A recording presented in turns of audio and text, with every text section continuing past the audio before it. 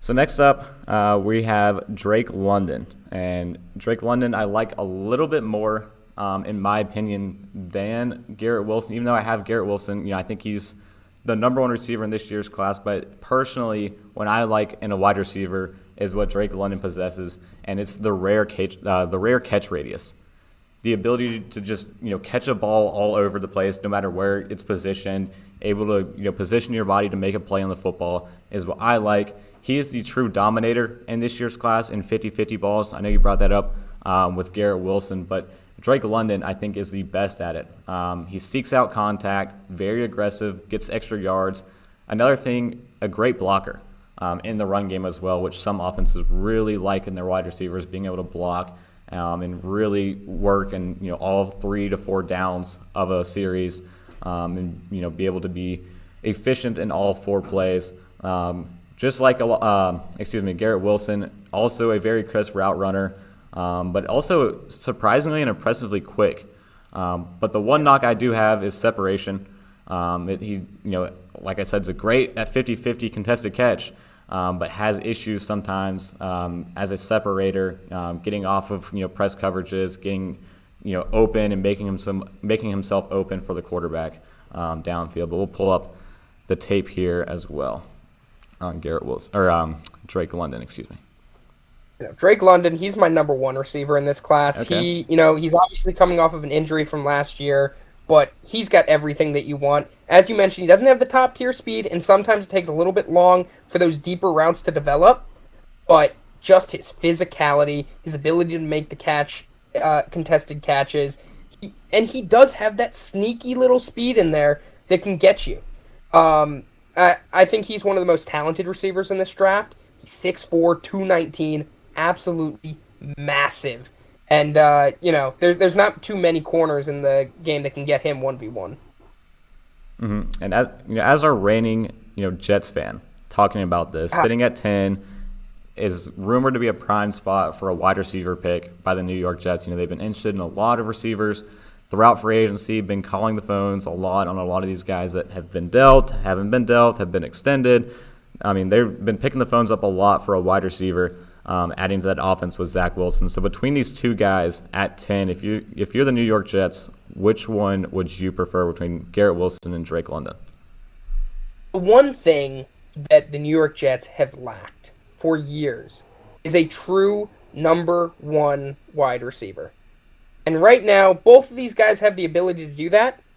There's only one guy that has the domination and the speed to be able to complete the Jets' wide receiving core, and that is Garrett Wilson. Mm-hmm. I think Corey Davis is not at the same level, but a similar comparison to Drake London than to a Garrett Wilson. And I think to diversify that receiving room, Garrett Wilson is the kind of guy you need. Obviously, there are 3 guys, in my opinion, that could fall there. It would be Garrett Wilson, Drake London, or Treylon Burks, who we're going to get to next, I believe. So it'll be interesting to see, first, if any of them are off the board by the time the Jets get to the number 10 pick, and 2, if they're all there, who they decide to go with. Because I could really give reasons for all 3 of them to be drafted at that position. Yeah, I like both guys equally as well, between London and Wilson, and I think I agree with you. I'm still not completely sold on the Jets going with a receiver at 10. That's why my mock I didn't have a Garrett Wilson there, and I had him falling to the Houston Texans. But I'm starting to lean more towards it. The way they've been so aggressive in targeting the position, I think once I get around to my 3.0 mock, I might have one of these guys going at 10. To the New York Jets. I think Joe Douglas is really interested in getting a top-tier guy on his offense that can be the true number 1, like you were discussing. But Drake London, just real quick, we'll pull it back up to finish out the rest of it. Just on the tape, the real thing that pops out to me is, we'll see if we can get to some of these plays I'm thinking about, is the toughness with these contested catches. There we have just a wide-open catch there, all the separation haters out there in the zone coverage. But yeah, a play like this, breaking off a guy, going down, breaking through a guy and just running through another one. These type of plays really pop out for me for for Drake London. The aggressiveness he has, being able to high point a football like we saw there, and come down with a great catch, are really the things I like to see on film, looking at a guy of how they're going to translate.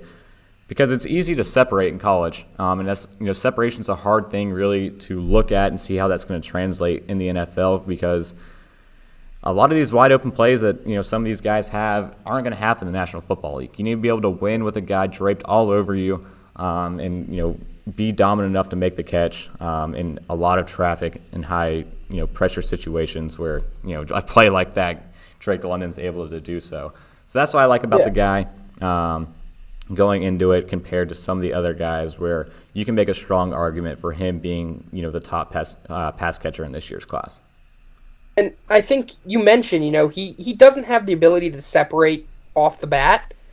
He's a smart player. He has got high football IQ, and I think that's what really separates him from some of these other receivers in that class, because the play that you were talking about where he made himself open.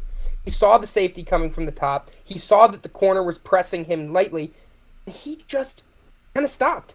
He stopped in the open space and waited for his quarterback to make a play. Mm-hmm. And that's what you have to do at the next level. Because there is no perfect NFL player. There is no perfect NFL quality wide receiver. You have to make do with what you have. He knows he doesn't have the ability to separate. Obviously, he can improve upon that. But he knows what he can do and what he can't do. And he just adjusts. He uses what he knows to get the job done. And that's what I love about him. And real quick, I'm going to pull up just some scouting reports here on Drake London. And the big thing is just like the big, long possession style that he can play, on the outside and in the slot. A big frame. I think in the slot what could be a real weapon with his size, especially when you get into the red zone, working in some smaller nickelback corners. It's something that he can really, show his size and his advantage. High pointing and, making the contested catches is really just his strong suit.